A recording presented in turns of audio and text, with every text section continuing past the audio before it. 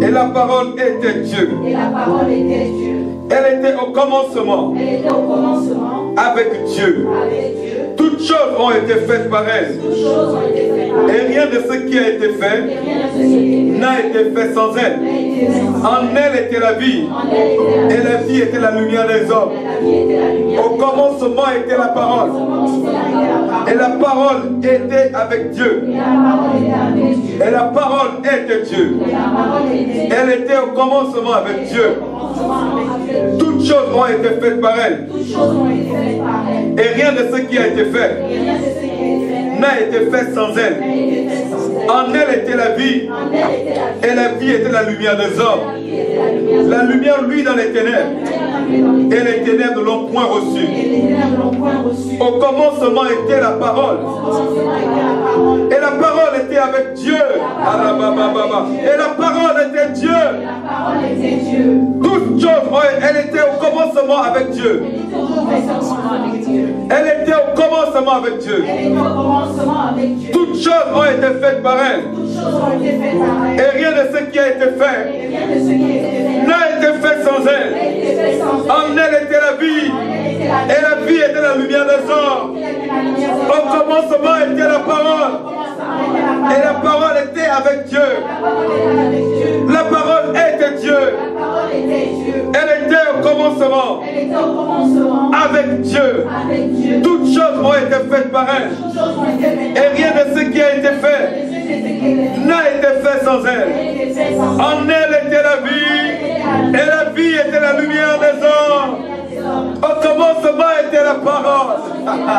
Et la parole était Dieu. La parole était avec Dieu. La parole était au commencement. Et au commencement était la parole. Et la parole était avec Dieu. Et la parole était Dieu. Elle était au commencement avec Dieu.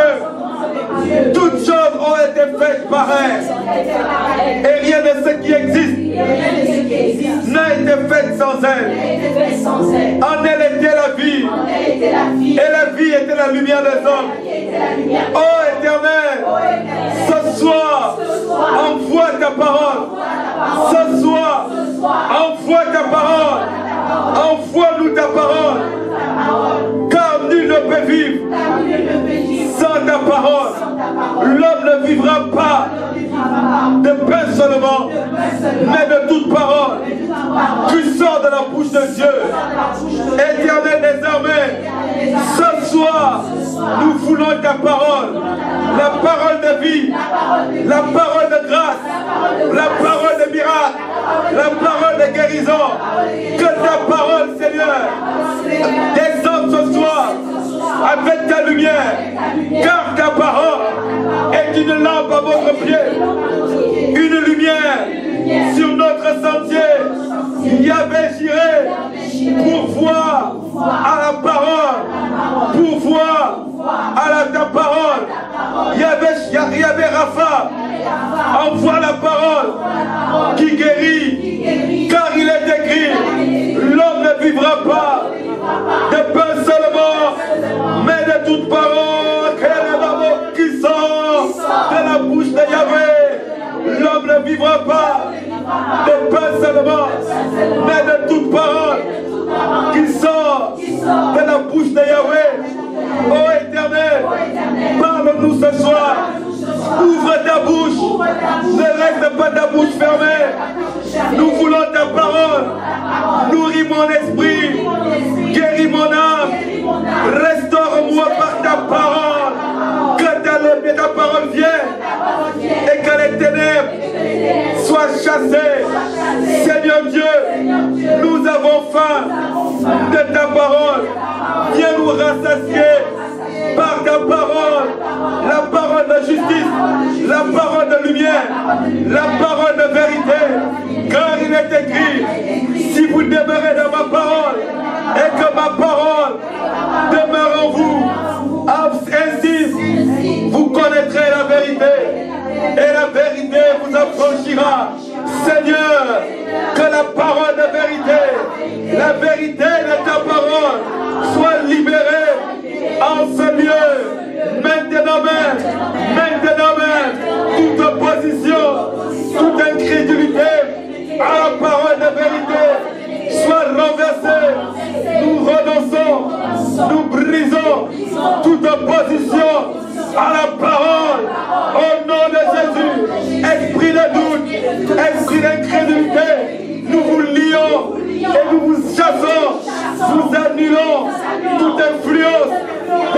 incrédulité dans nos pensées. Nous renversons les hauteurs, les raisonnements qui s'élèvent contre la connaissance de Yahweh. Je renversons les raisonnements, les hauteurs qui s'élèvent contre la connaissance de Yahweh. Au nom de Jésus, au nom de Jésus, je renonce à l'incrédulité, je renonce au doute, je renonce à la chair. Au nom de Jésus, je déclare que toute opposition à la parole de Dieu dans mon cœur soit ôtée. Toute opposition à la connaissance, à la parole de Dieu dans mon intelligence soit renversée. Oh Yahweh, Dieu de gloire, Dieu de gloire, envoie ta parole, envoie ta parole, envoie ta parole, car ta parole est la vie, ta parole est la guérison. Il y a la vie dans ta parole, il y a la guérison dans ta parole, il y a la paix dans ta parole, il y a la lumière dans ta parole. Oh Éternel, mourions-nous sans ta parole. Nous ne pouvons vivre sans ta parole. Nous ne pouvons grandir sans ta parole. Sans ta parole, il n'y a pas d'espoir, car ta parole était au commencement. Ta parole soutient toutes choses. Oh Éternel, viens nous bâtir, viens nous planter dans ta parole. Ta parole est une lampe à mes pieds, est une lumière sur mon sentier. Oh Éternel, je veux prendre plaisir à la méditation de ta parole. Chaque jour, je veux serrer ta parole contre mon cœur. Chaque jour, je vais la méditer. Je vais dévancer l'éveil, dévancer l'aurore pour lire et méditer ta parole. Oh Éternel, ouvre mes yeux afin que je contemple les merveilles, les profondeurs, les richesses de ta parole. Je me réjouis de ta parole comme si je possédais les richesses, les trésors. Oui, Père, dans ta parole, il y a les trésors, il y a les richesses inestimables. Que ta parole me soit révélée. Je veux prendre plaisir à ta parole. Oh Éternel, ouvre mes yeux, donne-moi la sagesse, donne-moi l'intelligence de pouvoir comprendre ta parole. Donne-moi l'intelligence, donne-moi la sagesse de pouvoir comprendre ta parole. Chaque jour, je veux, Seigneur, me nourrir de ta parole. Oh Éternel, ta parole est parfaite. Ta parole est parfaite. Ta perfection est dans ta parole. Seigneur, je veux être une personne nouvelle par l'impactation de ta parole. Que maintenant, Seigneur, je puisse observer ta parole. Seigneur, je te remercie. Je te remercie de ce que ce soir, tu ouvres mes yeux, tu ouvres mon intelligence à la connaissance et à la révélation de ta parole. Père, je ne me coucherai plus sans avoir médité ta parole. Seigneur, ta parole me restaure. Ta parole, je l'aime, Seigneur. Elle est tous les jours l'objet de ma méditation. Ta parole est tous les jours l'objet de ma méditation. J'incline mon cœur à pratiquer ta parole, parce que les fondements de ta parole, c'est la vérité. Oui, Père éternel, je devance l'aurore J'ouvre les yeux. Méditer ta parole. Il y a beaucoup de paix pour ceux qui aiment ta parole. Il ne leur arrive aucun malheur. Oh Père, je te remercie. Je te remercie parce que ce soir, maintenant, mes yeux sont ouverts pour contempler les merveilles, les richesses de ta parole. Seigneur, à mon tour, j'irai dispenser, proclamer les merveilles de ta parole. Je te remercie, Père, pour ta parole de vie. Merci, Seigneur, pour la manne cachée. Acclamons le Seigneur. Donnons du gloire. Acclamons le Seigneur. Acclamons le roi des rois.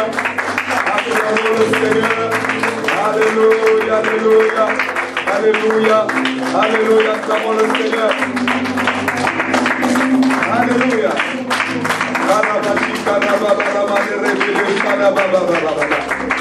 Alléluia. Merci Seigneur, asseyez-vous dans la présence de Dieu, peuple de Dieu. Que le Seigneur vous bénisse. Soyez bénis, éminent peuple de Dieu. Vous êtes la bienvenue dans la maison du Seigneur. Soyez bénis les fidèles fils, alléluia, et filles du tabernacle de David. Et nous bénissons également toutes les personnes qui pourront visionner cette vidéo en différé. Alléluia. Vous savez, nous devons aimer la parole. Amen.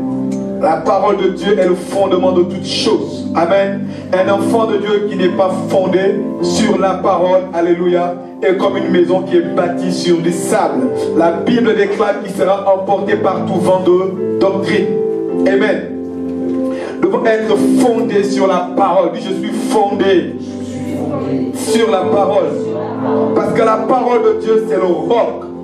La parole de Dieu, elle est indestructible. Là pourquoi la Bible dit que toute chose passera. Amen. Le ciel et la terre passeront, mais mes paroles ne passeront point. Amen. Toute chose va passer, mais les paroles de l'Éternel, la parole de vie, elle ne passera point. Nous allons prendre le livre de Jean, chapitre 14. Et par la grâce de Dieu, merci Saint-Esprit pour ta présence. Oh, le Saint-Esprit est parmi nous. J'aime la présence de Dieu. Nous allons aborder un thème très important ce soir. Amen. Très important. Très, très important. Et je me réjouis, je vous assure, de partager ce thème. Je me réjouis, je me réjouis. Vous savez, il y a des moments où vous lisez la parole de Dieu et le Saint-Esprit commence à vous enseigner ou à vous rappeler certaines choses, certaines notions que parfois vous n'êtes même parfois censé connaître. Vous dites, waouh, pourquoi chercher loin? Pourquoi chercher ailleurs? Tout y est. Alléluia. Pourquoi paniquer? Pourquoi aller à gauche, à droite? Tout y est. Tout est là dedans. Il y a plus de richesse dans la parole de Dieu que dans toutes les banques du monde entier. Il y a plus de richesse, je vous assure. Sa parole précieuse. Alléluia. En Jean chapitre 14, verset 1, la Bible dit ceci. C'est un verset qui est connu. Que votre cœur ne se trouble point. N'est-ce pas? Croyez en Dieu et croyez en moi. On va juste arrêter là. Que votre cœur ne se trouble point. Croyez en Dieu et croyez en moi, dit le Seigneur Jésus-Christ à ses disciples. À quelques... là, on s'approchait de la croix. Jean 14, oui, parce que bientôt il va être arrêté. Et bientôt Gethsemane, il va être arrêté. Il va être crucifié. Il commence à annoncer aux disciples qu'il doit partir. Et les disciples commencent à paniquer. Ils perdent la foi, commencent à paniquer. Mais ils commencent à demander, mais qu'est-ce que nous allons devenir sans toi? Tu as tellement fait des miracles devant nous. Tu nous as tellement sécurisé. Tu nous as tellement bien nourri. Tu as tellement enseigné des choses. Oui, vous savez, c'est l'une des raisons pour lesquelles Pierre n'a pas quitté Jésus. Vous savez pourquoi? Ce n'est pas seulement à cause des miracles que Pierre n'a pas quitté Jésus. Pierre a été attiré vers Jésus à cause des miracles. Mais il n'est pas resté avec Jésus à cause des miracles. Amen. Jésus nous attire par les miracles. Mais on ne doit pas seulement rester pour les miracles. Nous restons pour la parole. Parce qu'avant de venir à lui, nous ne connaissons pas encore la parole. Mais il est normal que tu sois attiré par le miracle. Alléluia. Il va faire un miracle dans ta vie, ou bien tu vas assister à un miracle. Tu vas dire oui, certainement. Mais Pierre n'est pas resté, peut-être Judas, mais Pierre n'est pas resté avec Jésus pour les miracles. Parce que quand en Jean chapitre 6, lorsque le Seigneur commence à parler encore une fois de plus de la croix, il va dire même, les gens vont partir, il va dire qu'il va falloir que vous mangez ma chair, que vous buviez mon sang. Alors cela va devenir incompréhensible pour certains disciples. Alors les 70 vont partir. Alors il va rester que les 12. Alléluia. Et Jésus va leur dire, mais vous, pourquoi vous restez? Pourquoi vous ne partez pas? Et Pierre va dire, mais Seigneur, où veux-tu que nous allions? Regardez, écoutez la réponse de Pierre. Où veux-tu que j'aille? Nous avons tout abandonné pour toi. Tu as les paroles de la vie. Pierre n'a pas dit tu fais des miracles. Est-ce que vous comprenez? Pierre n'a pas dit tu fais des miracles alors je reste. Ceux qui sont partis étaient partis quand ils étaient venus et n'étaient là que pour les miracles. Amen. Est-ce que vous comprenez la différence? Et voilà pourquoi il dit à Pierre, c'est toi, je donne les clés du royaume. Tout ce que tu ouvriras sur la terre sera ouvert dans le ciel. Et ce que tu délieras sur la terre, ce que tu liras sur la terre sera lié aux cieux. Et ce que tu délieras sur la terre sera délié aux cieux. C'est quoi? On délie avec quoi? C'est la parole. En réalité, on délie avec la parole et du fait que le ciel soit ouvert ou fermé, en fonction que nous lions, nous délions, que nous fermons, et c'est un miracle. En d'autres termes, c'est le miracle, la parole qui produit le miracle. Bien évidemment avec le Saint-Esprit. Est-ce que vous comprenez un peu la dimension, ce qui a démarqué en réalité Pierre par rapport aux autres? Et pourtant le même Pierre après va régner Jésus. Alléluia. Mais il a dit une phrase. Un, il a reconnu d'abord que Jésus était le Fils, le Messie. Et deux, il lui dit également, si je reste, c'est parce que tu as les paroles de la vie. Ce passage m'a marqué. Pierre dit, si je reste, c'est parce que tu as les paroles de la vie. Pierre aimait la parole du Seigneur. En elle était la vie. Et la vie était la lumière des hommes. Au commencement était la parole. Et la parole était avec Dieu. Et la parole était Dieu. Elle était au commencement avec Dieu. Toutes choses, toutes les choses qui ont été créées ont été faites par elle. Et rien de ce qui existe n'a été fait sans elle. En elle était la vie. Et la vie était la lumière des hommes. La parole. Waouh! Voilà pourquoi j'aime le livre des Jean. Non, Jean, lui, n'a pas commencé comme les autres. Je crois que Jean aussi devait aimer la parole. Je pense que Jean devait aimer aussi la parole. Vous savez, en réalité, un homme d'esprit aime la parole. Si vous dites que vous êtes un homme d'esprit et que vous n'aimez pas la parole, il y a un problème. Amen. Un homme d'esprit doit aimer la parole. Si quelqu'un qui vous dit que non, moi je suis un homme d'esprit et qu'il n'aime pas la parole, c'est qu'il y a un problème. Car la Bible dit que quand le Saint-Esprit viendra, il vous enseignera toutes choses. Si tu aimes le Saint-Esprit, tu dois aimer la parole. Si tu aimes l'onction, tu dois aimer la parole. Alléluia. Tu dois aimer la parole. Bon, je ne sais pas pourquoi je parle de la parole, mais parce qu'aujourd'hui, on va parler des points importants de la parole de Dieu. Je suis déjà béni avant d'aborder le thème. Le thème de ce soir, c'est vaincre le poids de la culpabilité. Vaincre le poids de la culpabilité. La culpabilité. Vous savez, j'ai remarqué une chose. On peut être en Christ, venir à l'église,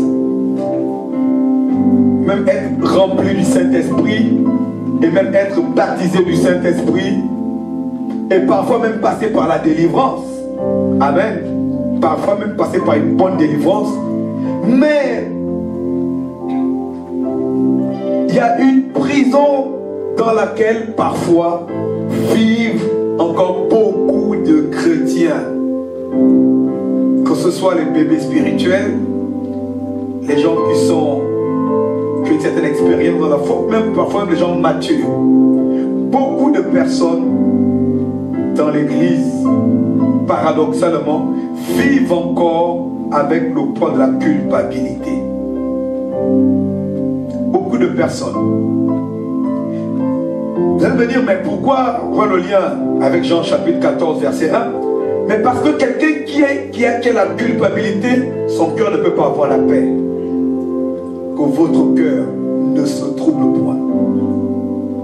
Qu'est-ce qui peut troubler le cœur de l'homme? Parfois c'est des mauvaises nouvelles, n'est-ce pas? Les factures, un décès, des mauvaises nouvelles tout simplement. Mais il arrive à des moments où parfois les gens n'ont pas de mauvaises nouvelles extérieures, mais une mauvaise nouvelle en eux qui trouble leur cœur.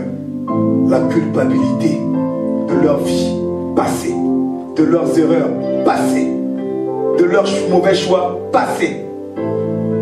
Ils sont là, ils n'ont pas entendu qu'il y a eu un décès, ils n'ont pas entendu qu'ils vont perdre un emploi, ils n'ont pas entendu une mauvaise nouvelle. Mais au-dedans d'eux, il y a une mauvaise nouvelle avec laquelle ils vivent. Ils vivent avec une mauvaise nouvelle. La mauvaise nouvelle du passé qui en fait entretient ce qu'on appelle la culpabilité. La culpabilité. Beaucoup de personnes, vous les voyez en Christ, Jésus est Seigneur, mais dès qu'ils sont un peu seuls, j'avais fait ça, j'avais commis cet acte, j'avais fait ça, j'étais sorti avec tel homme, j'étais sorti avec telle femme, pourquoi? J'avais investi là-bas, pourquoi? J'avais offert tel cadeau, et pourquoi j'ai fait ci? Et ils vivent avec le poids de la culpabilité. Ils vivent. Et ça remonte toujours quand ils sont seuls. Quand ils sont seuls avec eux-mêmes. Et en réalité, c'est une prison dangereuse. Voilà pourquoi je disais aux gens ce soir. Mais hélas, dites avec moi, gloire à Dieu. Beaucoup de personnes vivent, vous les voyez parfois, il y a même beaucoup de personnes qui sont même dans l'agitation. Ils essaient de s'occuper. Pourquoi? Pour se vider l'esprit, pour ne pas penser à ces choses qui les accusent. Et Satan a souvent tendance, même quand tu as donné ta vie à Jésus, il s'arrange toujours à garder une petite corde qui tire pour te dire tu es coupable, tu es coupable, tu es coupable. Regarde, si tu n'avais pas fait ceci, tu n'aurais pas eu d'avortement. Tu es coupable. Si tu n'avais pas fait ceci, regarde, si tu n'étais pas allé avec cet homme, peut-être qu'aujourd'hui ou avec cette femme, peut-être que ta vie ne serait pas ce qu'elle est aujourd'hui. Oh, pourquoi tu es en train de te condamner? La culpabilité, c'est ça. C'est quelqu'un qui se condamne. Amen. C'est ça la culpabilité. C'est ça, n'est-ce pas? La culpabilité, c'est-à-dire on se sent coupable. On se sent coupable. Voilà pourquoi l'un des passages qu'un enfant de Dieu doit... C'est l'un des plus connus. Mais est-ce que les gens le vivent véritablement? Romains 8. Normalement, j'aurais pu commencer l'enseignement par là. Romains 8, verset 1. Qui connaît Romains 8, verset 1? Qui connaît ce passage? Qui vous a un petit coucou de la main? Romains 8. Mais ça, c'est le passage qui doit être vous accompagner tous les jours de votre vie. Ce passage doit être, nous tous, gravé sur les tables de notre cœur. On va tous le lire, s'il vous plaît. On va tous le lire. Parce que ça, c'est l'une des premières promesses lorsqu'on devient enfant de Dieu. Vous ne devez pas l'ignorer, sinon Satan va vous tromper. Vous savez, la parole de sont des promesses, vous le savez, non? Voici l'une des premières promesses. Avant même de dire, je chasse Satan. Oh non, non. Comprends d'abord, assimile, mange, médite et assimile ce verset, qu'il soit gravé sur les tables de ton cœur comme de l'encre indélébile. On va se tenir debout, s'il vous plaît. S'il vous plaît, parce que ça, c'est la puissance de l'évangile. Ce verset est puissant. Ce verset est puissant, vous allez vous. Amen. 1, 2, 3, go. Il n'y a donc maintenant aucune condamnation pour ceux qui sont en Jésus-Christ.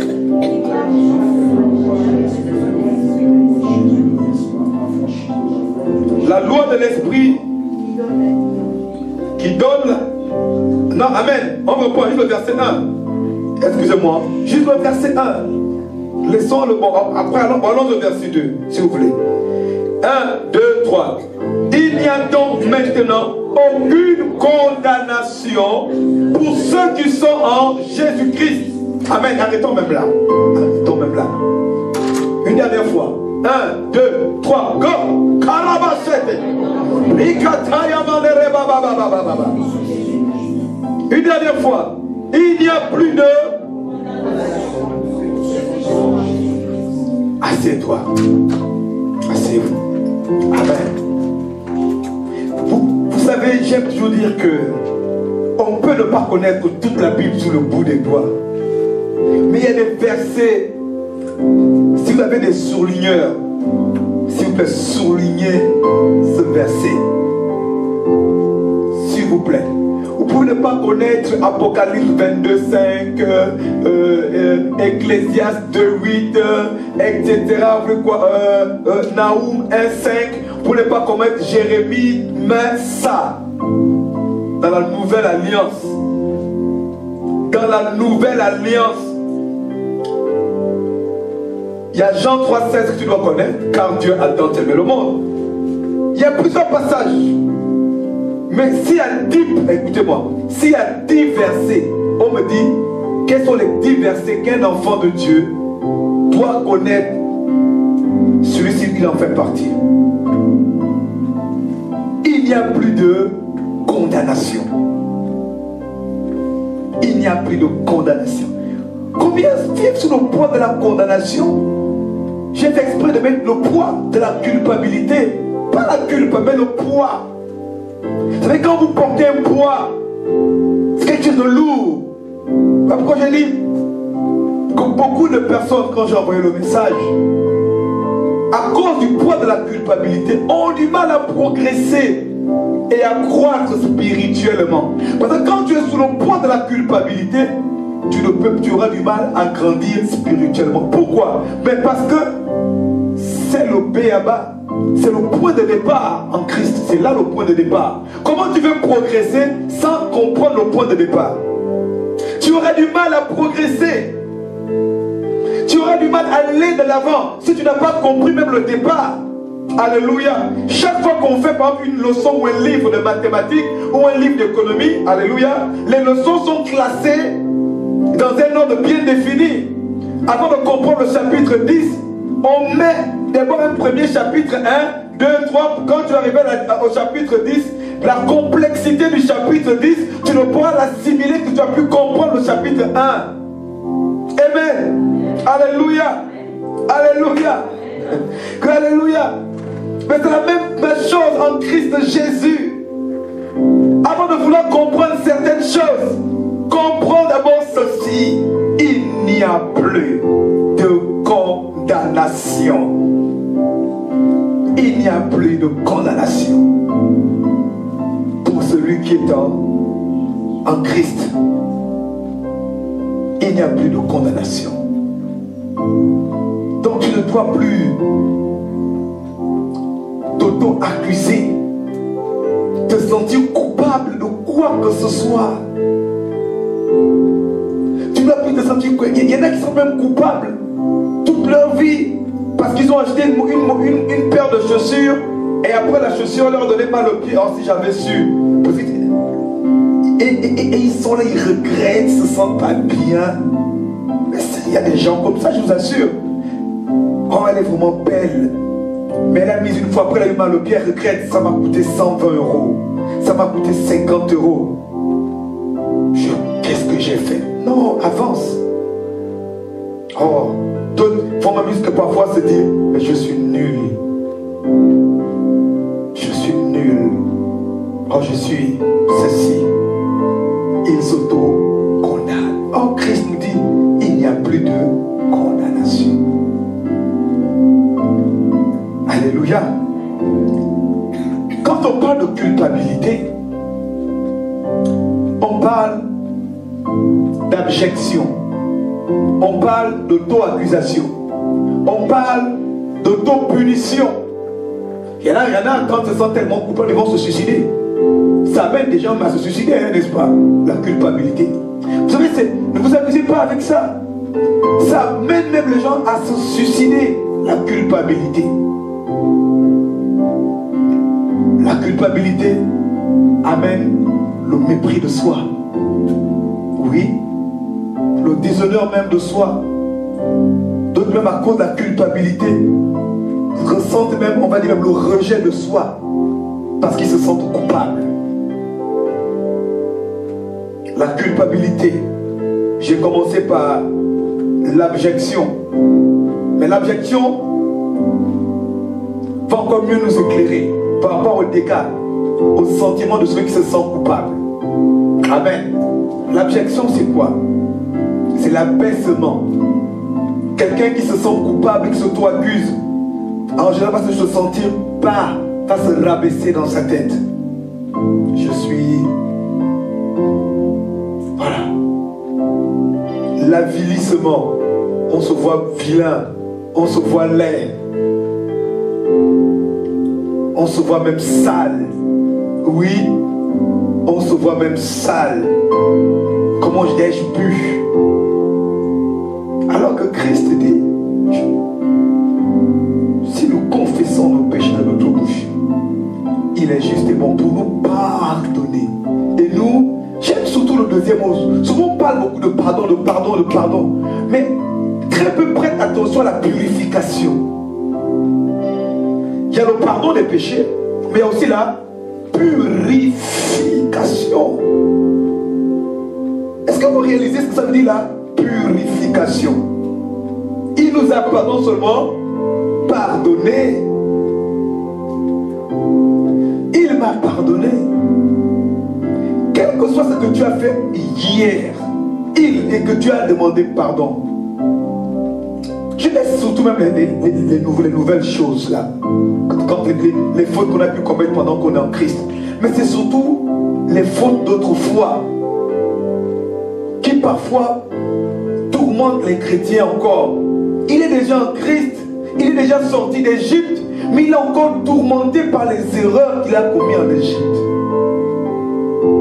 Ça le poursuit encore. C'est encore dans sa tête, c'est encore dans son esprit.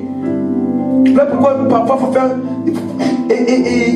oh non, si j'avais su, si j'avais accepté Christ. Oui, mais ok, mais c'est le passé. C'est le passé. Que tu étais braqueur, prostituée, lesbienne, vendeur de drogue, dealer, criminel. Il t'a pardonné et il t'a purifié. Il t'a pardonné et il t'a purifié. Très peu de chrétiens en réalité l'ont compris. Et très peu de chrétiens, vous savez, c'est le début, c'est la base même de la délivrance. on peut parfois chasser les démons. Mais si ça, c'est pas en toi, c'est pas clair, tu es encore lié quelque part. Pourquoi? Parce que les fautes d'autrefois, c'est Satan qui nous a amenés à accomplir ces choses. Par l'ignorance et le lien, par la vie, par le monde, ce que tu es encore dans le monde.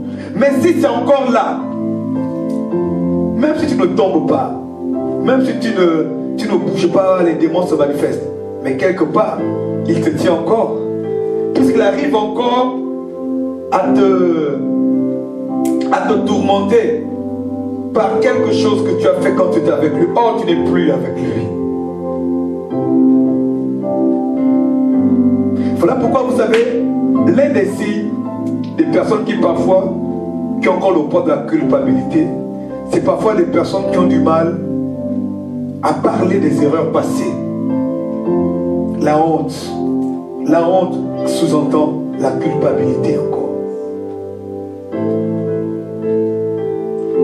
La honte, quelque part, c'est la culpabilité. La honte n'est pas loin, elle est voisine de la culpabilité. La honte est voisine de la culpabilité. Quelqu'un qui ne se sent pas coupable, ah ben oui, mais il va encourager un frère. Non mais tu sais, moi aussi avant, j'étais comme toi. Mais il y a des chrétiens, dès qu'ils deviennent chrétiens, des gens qui deviennent chrétiens, c'est comme si, c'est vrai, on ne doit plus vivre dans ça. Mais ça ne doit pas nous troubler. Ça ne doit pas nous troubler. Le poids de la culpabilité. Et Satan va toujours venir. Toi, quoi, tu dis que tu es chrétien, mais regarde, regarde.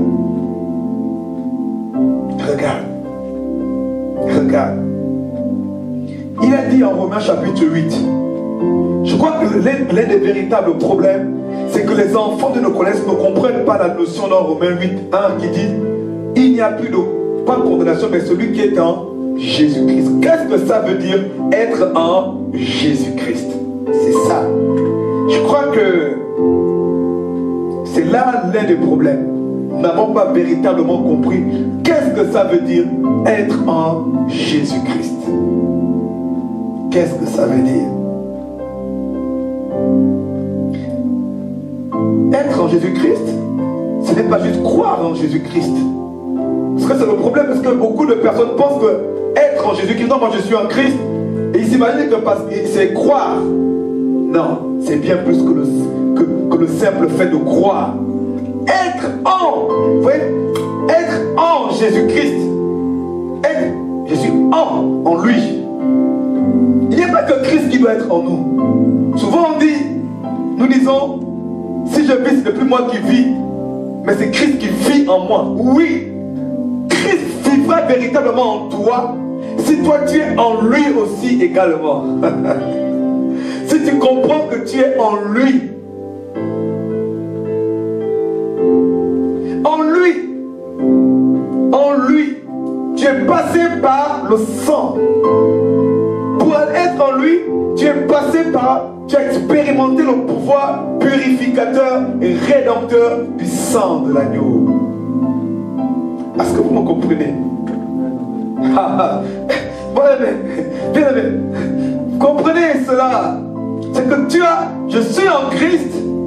Quelqu'un peut croire en Jésus-Christ, mais ne pas être en Christ.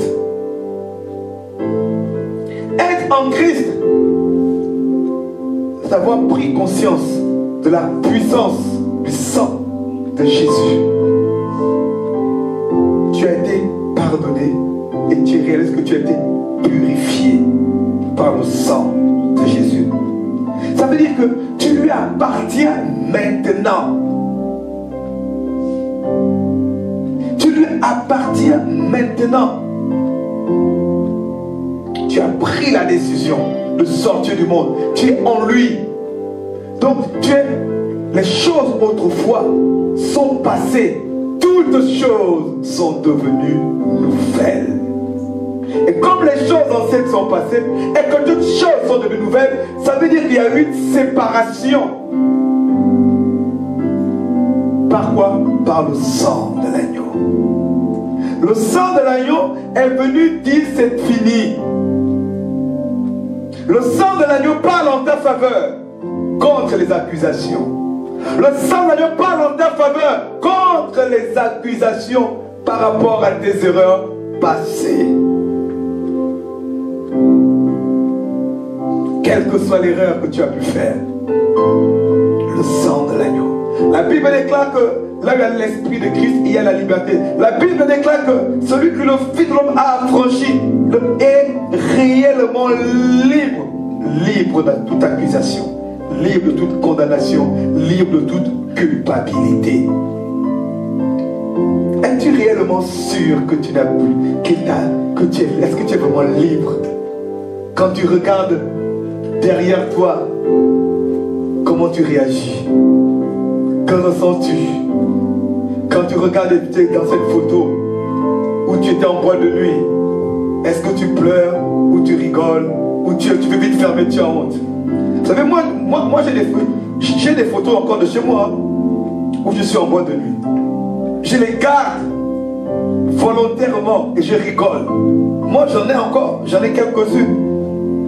Je vois quand je suis jeune, je dis waouh, je dis gloire à Dieu, merci Jésus. Je dis merci Jésus, je dis waouh, Jésus est puissant, waouh. Je ne cache pas ça, ah non, non, non, faut pas, non, je ne fais pas ça. Je vois comment je suis assis avec des amis, j'ai des bouteilles d'alcool sur la table, vous savez, je ne Pourquoi? Parce que j'ai réalisé qu'en fait, il m'a affranchi. Il m'a affranchi. Je n'ai pas honte de ça. Je regarde ça et waouh, Jésus est powerful. Mais si je ressens le malaise, ah mon sang, non, non, non, non. Dès que vous me dites, ah mais toi à l'époque, non, non, non, non, non, non. Si tu veux, c'est qu'il y a un problème. Culpabilité. Ton passé t'accuse encore. Ton passé t'accuse encore. Ah non, toi à l'époque, tu allais au carnaval. Non, non, non, non. Mais c'était avant, tu étais ignorant. Tu étais au carnaval, mais tu étais ignorant. Tu dis oui, j'étais ignorant, effectivement, mais gloire soit rendue à Dieu. Mais si j'ai encore du mal à me regarder, à regarder l'Égypte, à regarder cela avec assurance, c'est que je n'ai pas l'assurance de mon salut. C'est qu'en réalité, il y a un problème. Il y a un problème. C'est qu'il y a un problème. Vous savez, beaucoup de gens veulent aller dans beaucoup de choses. Ça, c'est la base même de la délivrance. Vous savez, il y a 3 dimensions de la délivrance quand on parle de salut. Il y a la délivrance par rapport aux démons, les démons, machin. Mais il y a la délivrance par rapport au monde. Et aussi la délivrance par rapport à notre passé. Il y en a qui ont été délivrés peut-être du monde, délivrés peut-être même des démons, mais ils ne sont pas délivrés de leur passé. Beaucoup de chrétiens ne sont pas délivrés de leur passé. Beaucoup de chrétiens. Voilà pourquoi, le temps. Voilà pourquoi, vous voyez, il y a toujours des chrétiens qui sont toujours cool. Cool. Cool. Pourquoi? Ils ont réussi à vaincre cela. Ça n'a plus d'influence dans leur vie. Ça n'a plus d'influence dans leur vie. Ça ne leur dit plus rien. Et quand Satan voit ça, il est embêté. Comment je vais faire pour le tourmenter là? Comment je vais faire pour troubler la sœur Pauline? Quand je lui rappelle comment elle dormait, elle manquait l'école, elle a dit, ça ne dit plus rien, mince.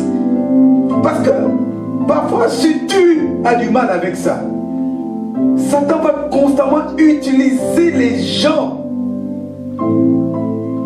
pour t'attaquer avec ça. Et tu vas avoir envie d'aller te cacher. Même depuis, tu es en Christ depuis 2, 3, 4, 5 ans, 6 ans, 10 ans.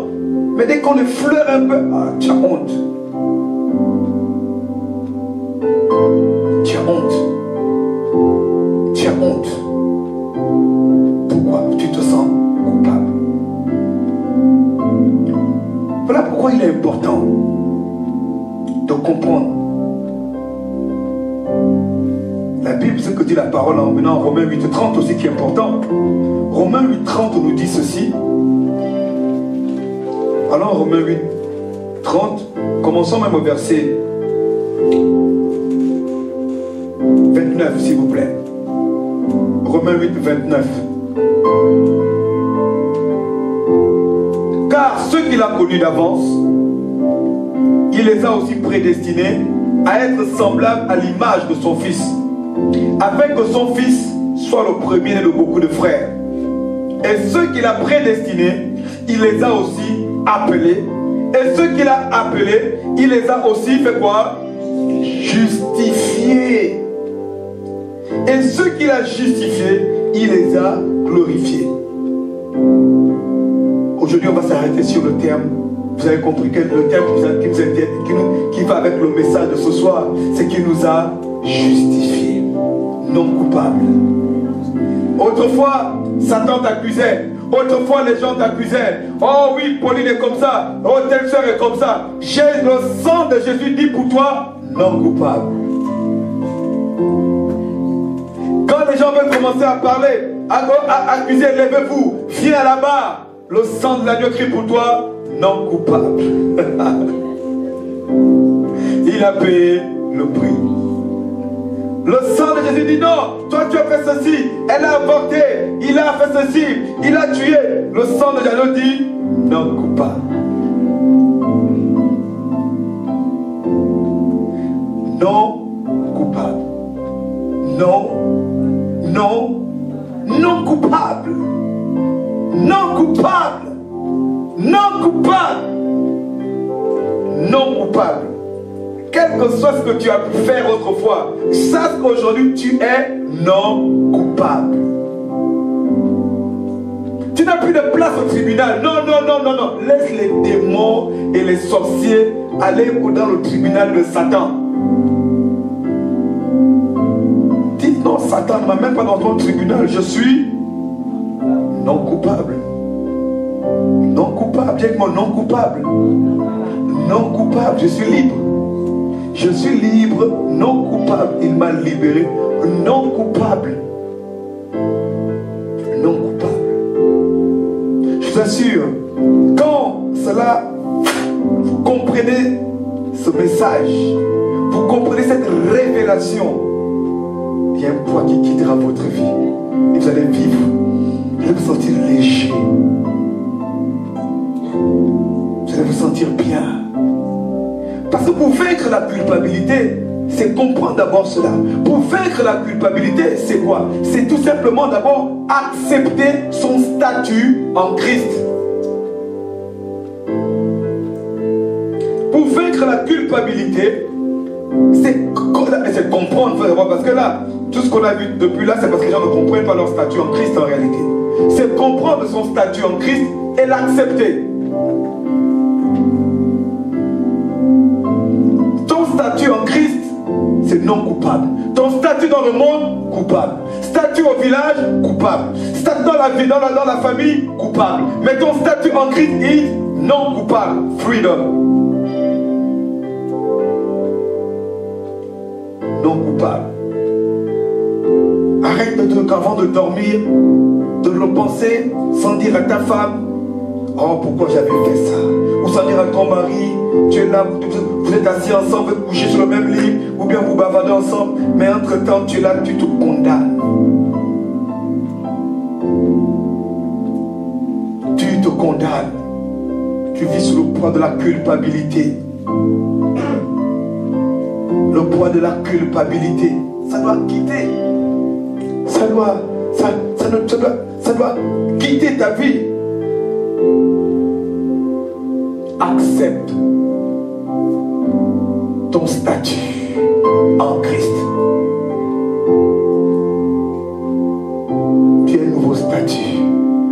y a le statut du condamné. Vous savez, dans le monde, on parle de présomption d'innocence, mais vous savez, hein, même quand on dit présomption d'innocence, les gens condamnent toujours même avant. Voilà pourquoi on parle de rumeurs. Voilà pourquoi les gens aiment les rumeurs.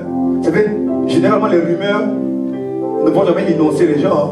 La rumeur condamne toujours. Amen. Oh, mais il paraît cruel. J'ai déjà entendu une rumeur qui innocente quelqu'un. Toujours pour enfoncer. Généralement, les rumeurs, c'est bizarre. Les rumeurs ne vont jamais dans le sens positif. Toujours pour. Oh, mais oui, lui, elle, oui. Ah, mais t'as entendu, ah, mais c'est quelqu'un de bien. C'est très rare. Ah, non, mais c'est quelqu'un de formidable. Ah oui, mais il paraît que. Ah oui, c'est rare. Mais la rumeur, toujours pour salir. Toujours pour condamner. Mais Christ est venu sur la terre. La Bible déclare que le châtiment qui lui donnait la condamnation est retombé sur lui. Elle dit, venez à moi, vous tous qui êtes fatigués. Le châtiment, Ésaïe 53, le châtiment qui te condamnait est retombé sur Yeshua. Voilà pourquoi il n'y a plus de condamnation. Qu'est-ce qui te trouble encore? Qu'est-ce qui te condamne? Wow. Alléluia.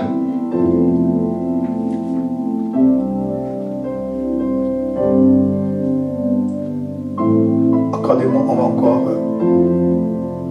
2 minutes. Pour vaincre la culpabilité, il faut non seulement accepter son statut en Christ, mais accepter le statut en Christ, c'est quoi aussi? C'est de croire. Je vais toujours mettre croire devant. Parce que tout, il faut croire. Parce que c'est une affaire de foi. Car c'est invisible. Il faut croire et accepter le pardon divin. Croire et accepter le pardon divin. Ésaïe 1, 18, 19 nous dit ceci. Ésaïe 1, 18, 19 nous dit ceci. Venez et plaidons, dit l'Éternel. Ésaïe 1, 18, 19, on va s'arrêter sur ce passage, nous dit, venez et plaidons, dit l'Éternel. Si vos péchés sont comme le cramoisi, ils deviendront blancs comme la neige. S'ils sont rouges comme la pourpre, ils deviendront comme la laine. Si vous avez de la bonne volonté et si vous êtes docile, vous mangerez les meilleures productions du pays. Amen. Si vos péchés sont comme du cramoisi, qu'est-ce qu'il dit? Ils deviendront blancs comme de la neige. S'ils sont rouges comme la pourpre, ils deviendront comme la laine. Ils deviendront. J'aime encore mieux la version Martin. Parce que là, quand on dit ils deviendront blancs, c'est comme si le péché devient blanc par lui-même. Amen. Il y a une autre version qui dit, venez maintenant, dit l'Éternel, et débattons nos droits. C'est la version ma Bible Martin. Et Martin lui dit, quand vos péchés seraient le cramoisi, pas comme, c'est-à-dire qu'il est en train d'empirer, d'extrapoler la chose, il dit que ton péché n'est plus comme, mais ton péché c'est le cramoisi. Écoutez comment il dit, ils seront blanchis. C'est-à-dire que c'est Dieu, ils seront blanchis. Quelqu'un se charge de laver tes péchés. Ou bien encore même, quelqu'un s'est chargé. Jésus-Christ s'est chargé. Et quand ils seraient rouges comme le vermillon, ils seront toujours blanchis comme la laine. Et comprenez, hein, une dernière chose, Dieu ne se lasse de pardonner.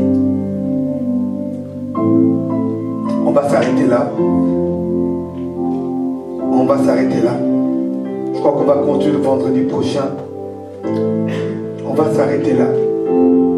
Parce qu'un enfant de Dieu ne peut pas vivre sous le poids de la culpabilité.